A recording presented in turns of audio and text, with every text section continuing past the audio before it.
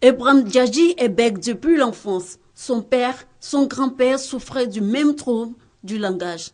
Il a toujours vécu dans la solitude car ne pouvant supporter la moquerie de ses camarades. Dans mon enfance, j'avais toute une multitude de difficultés. Je ne parlais jamais, je ne répondais jamais aux interrogations des enseignants. Tout comme Ibrahim Djadji, Moussa Kamate, étudiant en réseau informatique télécommunication, est bègue. Il faut dire que je raconte pas mal de difficultés en échangeant avec mes camarades. Très souvent, quand j'échange avec eux, quand je bégayais, ils se moquent de moi. Vraiment, je suis parfois beaucoup frustré. Le bègue et son entourage entretiennent très souvent des relations difficiles. Elles sont marquées par beaucoup d'incompréhension. Ma soeur, pour parler, c'est un problème. Quand elle vient, elle s'énerve beaucoup. Nous, on n'avait pas le temps de s'asseoir pour l'écouter quand c'est qu'elle finit de parler. Donc, quand c'est comme ça, on coupe. J'ai un parent qui bégaye.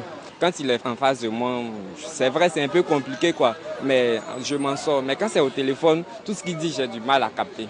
Pour trouver solution à leur handicap et s'insérer dans le domaine socio-professionnel, les bègues de Côte d'Ivoire sont organisés en fédération. À la veille de tous les concours, il nous a demandé de produire un certificat de non-bégaiement. Donc, c'est nous éliminer les choses d'office. Nous souhaiterons que les centres de santé publics de Côte d'Ivoire soient dotés de cellules orthophoniques.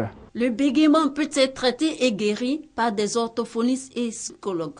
Sur 4 enfants bègues, 3 recouvrent la guérison si le bégaiement est très tôt dépisté. Les traitements sont sur 2 volets. Le traitement orthophonique couplé du traitement psychologique. Des facteurs d'amélioration du bégaiement, on peut citer entre autres la chanson, la lecture à haute voix, la lecture en chœur, la parole ralentie, même voix la parole chantée.